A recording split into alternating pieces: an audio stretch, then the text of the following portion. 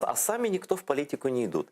И давайте вот сейчас мы там весь ОПЗЖ строим идет, у них дисциплина, Конечно, порядок, конечно, все, да? конечно, да. А мы проукраинские такие все, этот на этого пальцем показывает, тот У не нас такой. есть там. проблема, которая была и у украинского, ну, в меньшей мере, чем у крымско-татарского, но полное отсутствие традиции власти.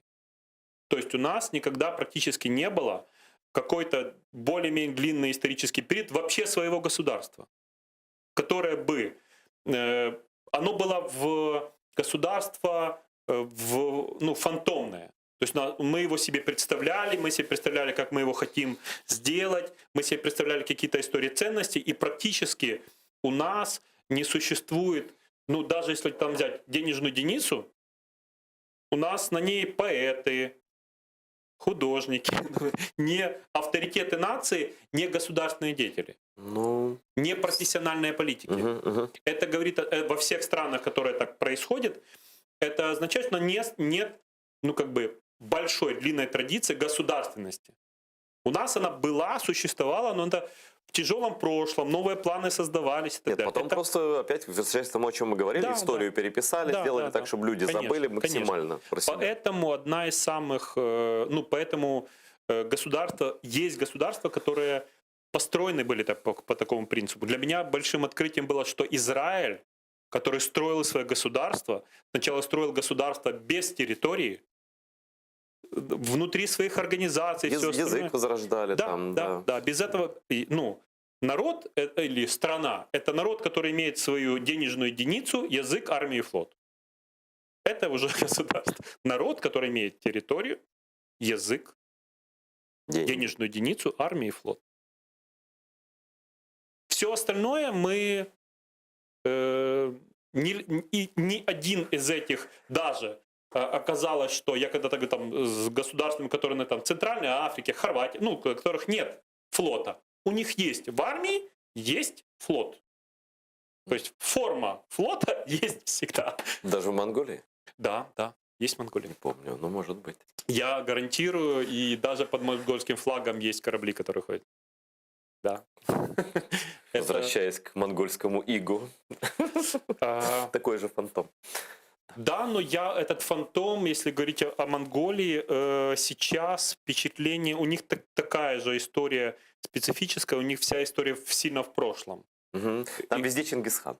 Да. Вот в Улан-Баторе я был, там отель Чингис-отель, здесь Чингис-паб, значит, пивная, здесь гора, на которой Чингисхан, но самое интересное еще, и водка называется Чингисхан. Да, но самое интересное в этом еще все, что, я не помню уже, боюсь ошибиться, то ли каждый шестой, то ли каждый четвертый монгол прямой наследник Чингисхана. У всех его ген. Ну, там же говорят, 500 жен было. Да. Это того времени, это так строил государство он. Время сейчас поменялось, и сейчас очень важно для любого народа, найти себе место в будущем. Вот сейчас про будущее поговорим. Но я хочу про Монголию. Я просто там был, не знаю, я был очень давно. Так вот, я тоже не так уж и недавно, но я смею заверить, что Монголия гораздо более цивилизованное государство, чем многие государства так называемого цивилизованного мира. У них оппозиция, у них там настоящие выборы, у них демократия. И я был очень сильно удивлен, когда я туда приехал, и я смотрю, прям в Улан-Баторе, тут такая демонстрация, тут такая, и у них как бы все. То есть я вообще был, ну, я думал, что это типа такой восточной деспотии, что-то такое. Нет, ничего подобного. Они тоже, ну, у меня несколько знакомых монгол, таких художников, которые... Там очень интересная современная музыка, невероятно интересная, которые тоже используют свои традиции, но там они говорят, нам очень повезло, что у нас сбоку есть Китай, и мы видим, как можно, и как точно видим, как нельзя. И вот у них поэтому... И они очень не хотят быть такой затертой провинцией Китая, и это, ну... И вот эта история «Я Чингисхан», она держит очень многих. Она помогает. Это история национальной гордости. Вот, им вот они нашли за что зацепиться и начали строить нормальное государство. Там же никто не ведет себя, как Чингисхан когда-то захватывает там полмира, да? Но самосознание, какая-то гордость и так далее. Вот давай поговорим о будущем Украине. Вот уже понятно, что без там, кино своего, без литературы, без истории, без всего этого, ну, невозможно. Всегда будет эта вата куда-то тянуть, в какой-нибудь совок, какие-нибудь медведчуки помельче там будут пытаться разжижать мозг людям. Вот что нам надо делать? Вот тебе, как кинематографисту, я не знаю, писателям, журналистам, медиа, что? Как это переломить? Как оторвать навсегда Украину от русского мира? В моем понимании сейчас я, скажем, в школе, если было, то есть мне объясняли, что вот русская литература есть великая, Да. есть Достоевский, я его очень люблю, Пушкин, Лермонтов, ну, то есть есть десяток. Хотя у всех судьба, конечно, никто не, до своей смерти практически не дожил, но есть вот эта великая культура, литература и остальное, и ты там сразу после нее, да. В мои там молодые годы как художника очень часто тоже такая ценностная история рассматривалась. Если признали тебя в Москве, значит, тебя здесь тоже. Я работал был на практиках в московских театрах, работал с актером, ну, то есть это считалось очень престижно. Мне предлагали там работать, а здесь считалось очень престижно, что ты там и так далее. Но сейчас я не думаю, что это так. Все-таки эти 5 лет сильно изменили. Они изменили нас, и они, к сожалению, очень сильно изменили Россию. Для меня когда-то очень важным было, скажем, «Голос», театр «Современник» или там «Хата» или так далее. То есть это были великие актеры, режиссеры и великие граждане не просто своей страны, включая ее, а каких-то ценностных вещей, которые, ну, на которых строится культура. Сейчас практически от всех их я услышал слова «Я раб твой, император». Они сами потеряли право на свой голос, право на свободу. Они создали частью своей, мои коллеги, и создали этого Путина, ну вот этого его миф или там культ личности или что-то. Правда? Это же толпа, аплодирующая толпа известных людей. И даже голос некоторых из них, которые, ну, говорят по-другому, их считают, да, ты великий там художник, артист, уезжай. Вот просто не порть нам воздух. Они как-то не сильно театр. не уезжают, все они пристраиваются там на 99%, если не на все Даже живя там в Канаде, есть в Соединенных Штатах, у меня, ну, короче, все, кто не под санкциями, они объясняют: Лесь, ну ты ж пойми, я там худрук театра, из-за меня я не могу не подписать, не могу. И знаешь, если когда-нибудь будет памятник краху русского мира, вот на его руинах, да, то я себе представляю в виде каких-то бесформенных бетонных конструкций разрушенных, и вот на одной из базовых этих конструкций должна быть надпись, да, типа у меня, я спасал свой трудовой, твой творческий коллектив. Да, это правда.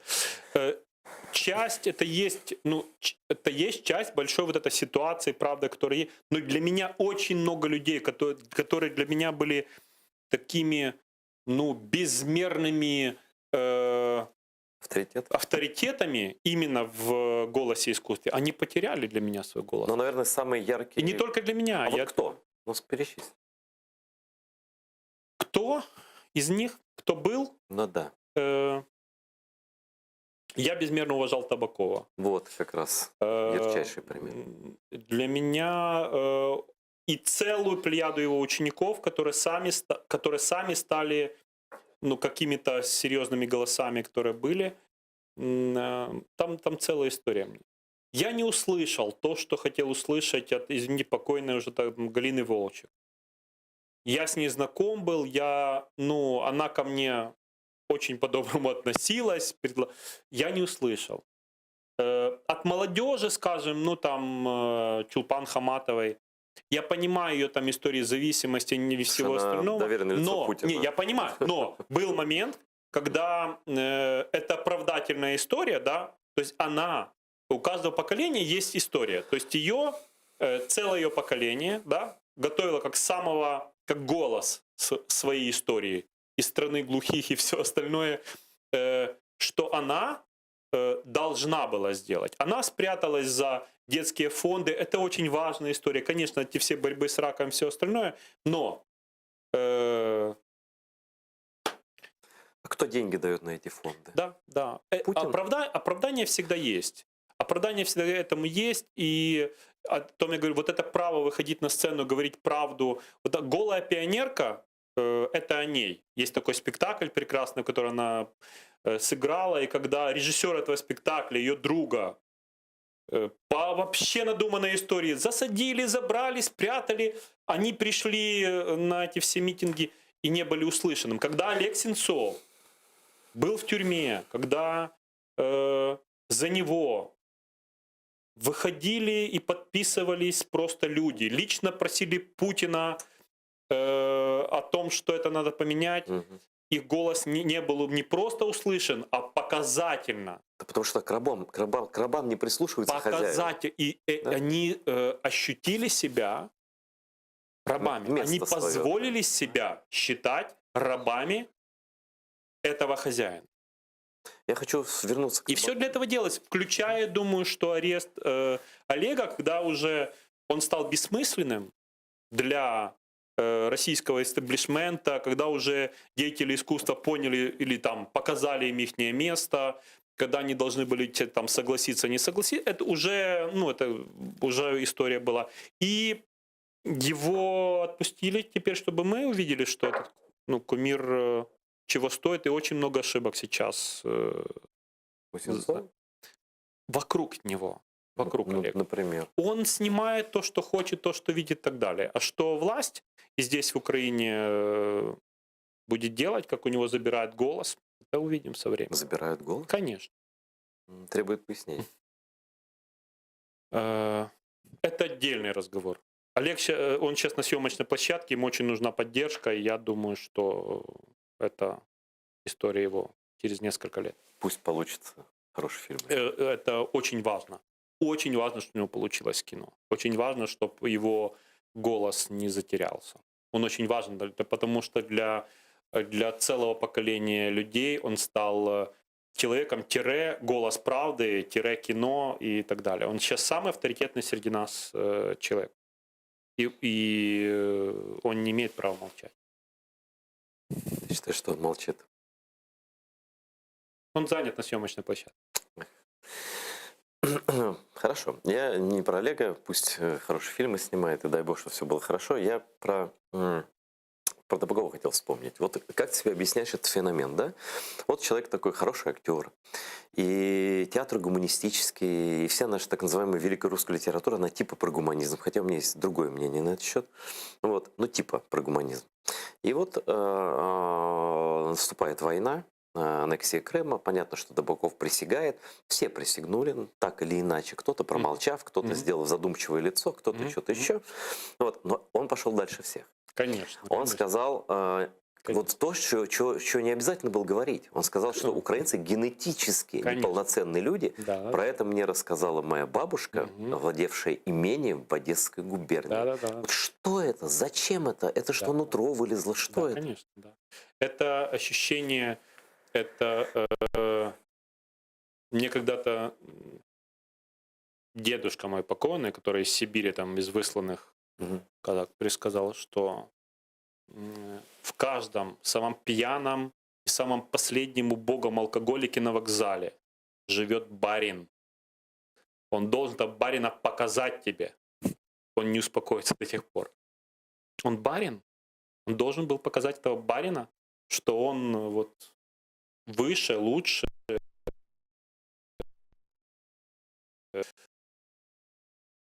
Текстов говорить о том, что о целой нации, о том, что они вообще никакие Нет, там это актеры. Нацизм обыкновенный. Конечно, никакие актеры, при этом всем через абзац вспоминая своего лучшего друга Богдана Ступку, о котором он говорил, и все остальное. Есть же и хорошие евреи, как говорят антисемиты, знаешь. Есть и хорошие украинцы, да? Украинцы.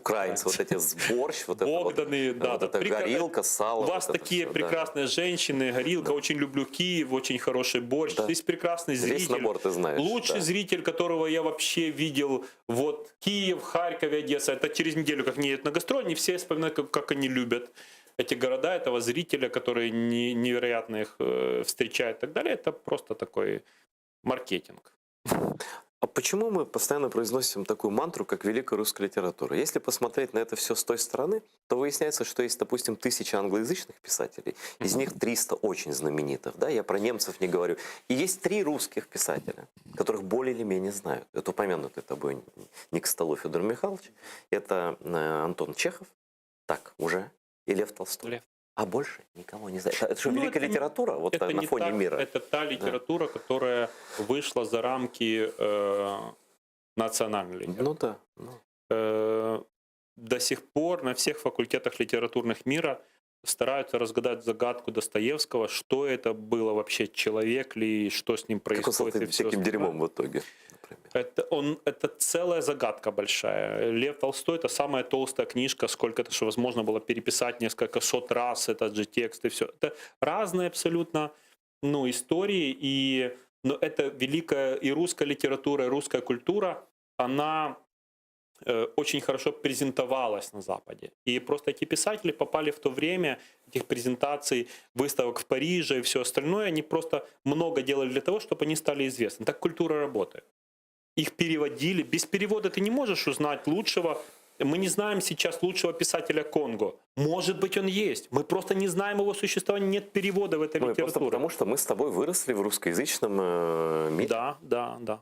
Это наша травма такая, свой детская, юношеская. Не знаю, мне нравится литература разная. Но это не сбалансированная, просто у нас ассортимент был не сбалансированный. Вот в этом плане. Не сбалансированный, в котором я могу сказать, что априори украинский язык всегда был даже. Мне рассказали, что в пединститут специально набирали некрасивых девушек. Брали, чтобы они не были... Это какая-то для меня вообще дичь, конечно, и все остальное. Да, возможно. Тебе не кажется, что такое отношение к украинскому народу и к украинской мове, это, вообще говоря, так, в широком смысле слова, расизм? Так и есть. Просто мы привыкли культурно мыслить, что вот Британия, Доминион, да, у нее есть колонии. Но колонии в Африке, колонии там, Америки, там Индонезии и так далее. У России просто колонии были близко, вокруг нее. Они просто плавать не умели. Это та же самая империя, которая вокруг Москвы, Московской области, Питера, Золотое кольцо они там держали. Все остальное это колонии. Как рак разрослись. Конечно, как по-разному. Это просто это колониальное сознание, как строится точно так же. Ты не можешь быть второй. Единственное, что было позволено из-за кириллицы, религии и всего остального, и нужности по-настоящему мы знаем великих украинцев в российской культуре. Чехова, Гоголя, я же не говорю там о всем остальном, Чайковского. Это украинцы, которые отказались от своей национальной культуры, имея ее, конечно, из-за там фантомных болей, если говорить, Гоголя, и то жанровых каких-то специфических историй, которые должны были отказаться, принять на себя новую веру, и тогда тебя, конечно, возносили, привязывали они тебя к все крыле. равно походжение украинского, и за них надо тоже воевать, между прочим. Я тебе просто пример могу привести. Я думаю, что практически то, что мы сейчас с тобой обсуждаем, извини, о Табакове, это то же самая история Гоголя. Да, да.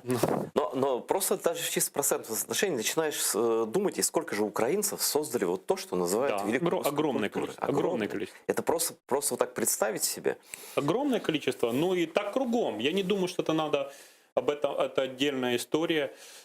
И она такая и есть. Знаешь, когда 3 года назад я там оказался в командировке в Париже, и идем вот этот центр Помпиду, И Мгм. такая на нем плакат такой билборд, не знаю, там 6 на 10 такой. Да, И да. написано, значит, 3 фамилии великих художников авангарда, да, Да. а 1 белорусский еврей и 2 украинских. Два украинских, да. Да, и написано «Авангард для Руси». Да, конечно. Нормально они Да. живут, да? Все на халяву. Ну, это халява, это есть вот эта часть, конечно. Но, к сожалению, контроль и дальше жесткая история, которая... Вот это халява и барин. Вернулись к тому. Что там этот третий душ. слон, не знаю. Это, ну, я этому не удивляюсь, этому просто стоит вопрос, как этому противостоять, если это возможно. В моей профессии единственное, что есть, делать свое, делать лучше.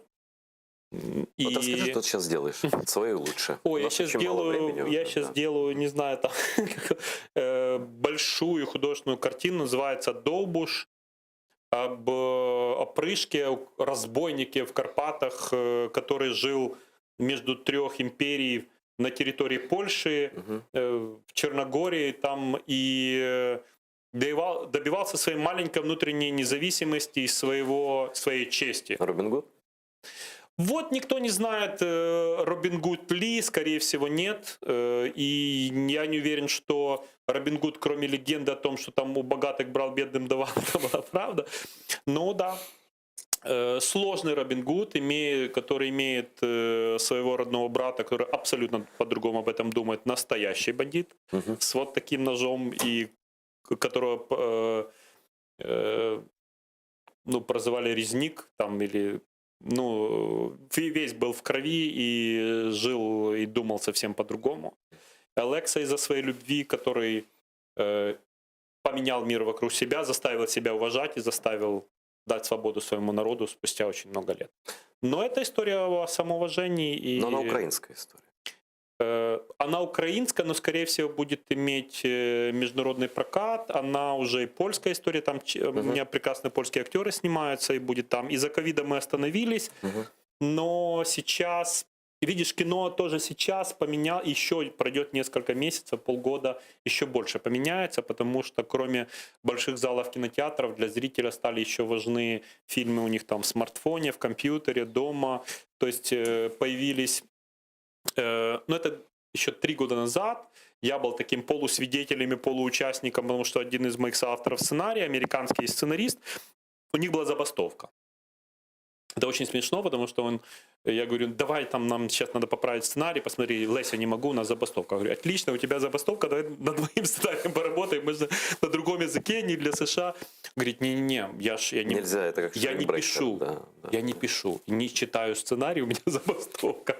Ну вот, и в новые сети, ну, как сети, в новое это интернет-кино или там то, что мы сейчас знаем через платформы электронные попадает, пошли одни из лучших специалистов, которые работали в Большом Голливуде, которые претендовали, когда снимали за 500 миллиона бюджета фильма, теперь они нашли Ну, другие я места. желаю тебе, Лесь, успехов и в этом жанре тоже. во Спасибо всех. большое. Но я сейчас еще, у меня какие-то 2, я не покидаю свои документальные истории, потому что я в них считаю, что у них такая максимально правда и профессиональная история, то, что ты можешь зафиксировать здесь и сейчас, ты никогда не повторишь на постановочной съемочной площадке, и это очень важно. Я сам себя тренирую. Правду ли ты рассказываешь, есть ли она с тобой, не знаю.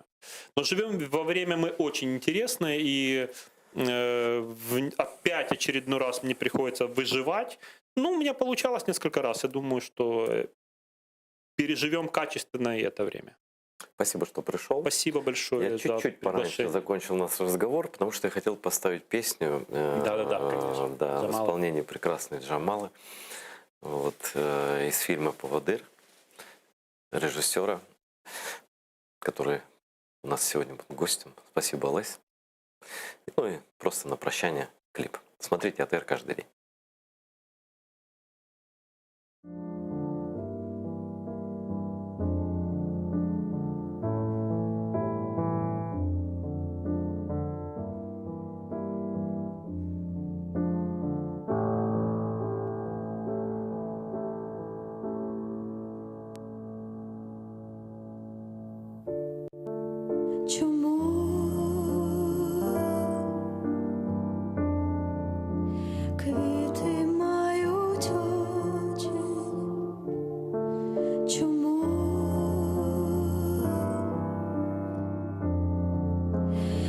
як самотні ночі, лише на мить з'явився ти.